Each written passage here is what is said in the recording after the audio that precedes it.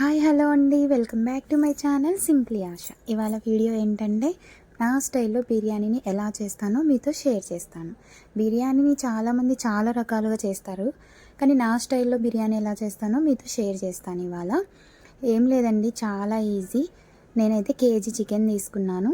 దాంట్లో పచ్చిమిర్చి, ఉప్పు, కారం, పసుపు, కొత్తిమీర, పుదీనా, ఇంకా మసాలాలు, ధనియా పొడి, గరం మసాలా, చికెన్ మసాలా, బిర్యానీ మసాలా, పెరుగు, ఒక టమాటా, వేయించి పెట్టుకున్న ఉల్లిపాయలు, ఆయిల్ ఇవన్నీ వేసి చక్కగా కలుపుకొని ఒక 30 మినిట్స్ ఫ్రిడ్జ్లో పెట్టుకోవాలి.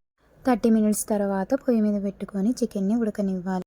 ఇంకో పక్క ఒక గిన్నెలో వాటర్ తీసుకొని అవి మసిలిన తర్వాత దాంట్లో కొత్తిమీర, పుదీనా, మనం వేయించి పెట్టుకున్న ఉల్లిపాయలు వేసి చక్కగా మసిలిన తర్వాత దాంట్లో బియ్యం వేసుకోవాలి. బియ్యాన్ని ముందే నానబెట్టుకోవాలండి. అవి ఒక 5 మినిట్స్ 10 మినిట్స్ ముందే నాననివ్వాలి. నానిన తర్వాత ఈ ఎసరులో పోసుకోవాలన్నమాట బియ్యం. ఇప్పుడు ఒక 70% ఉడికిన తర్వాత దాంట్లో వాటర్ మొత్తం తీసేసి ఇప్పుడు చికెన్ని, రైస్ని ఒక లేయర్ లాగా వేసుకోవాలి. 2-3 లేయర్స్ వేసుకోవచ్చు. మనకి ఎన్ని లేయర్స్ కావాలంటే అన్ని లేయర్స్గా వేసుకోవచ్చు. ఇంకా ఒక్కొక్క లేయర్కి నిమ్మరసం, పుదీనా, కొత్తిమీర, అలాగే వేయించి పెట్టుకున్న ఉల్లిపాయలు కూడా వేసుకోవచ్చు.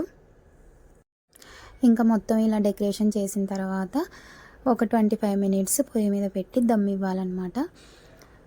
దమ్ ఇచ్చేటప్పుడు ఒక గిన్నెలో వాటర్ తీసుకొని గిన్నె మీద పెట్టేసి మంచిగా దమ్ ఇవ్వాలి. ఒక 25 మినిట్స్ సరిపోతుంది. ఒక 25 మినిట్స్ తర్వాత వెంటనే కలపకూడదు. రైస్ కలిపితే మాత్రం చాలా మెత్తగా అయిపోతుంది అనమాట, వేడి మీద కలపడం వల్ల.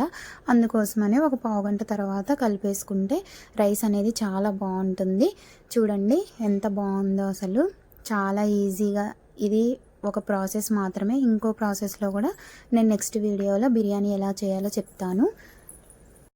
ఇలా సింపుల్ అండ్ టేస్టీగా బిర్యానీని ప్రిపేర్ చేసుకోవచ్చు. అంతేనండి. నా వీడియో కనుక మీకు నచ్చినట్టయితే నా ఛానల్ని ఖచ్చితంగా సబ్స్క్రైబ్ చేసుకోండి. అలాగే లైక్ చేయండి, షేర్ చేయండి. Thank you for watching. Bye bye.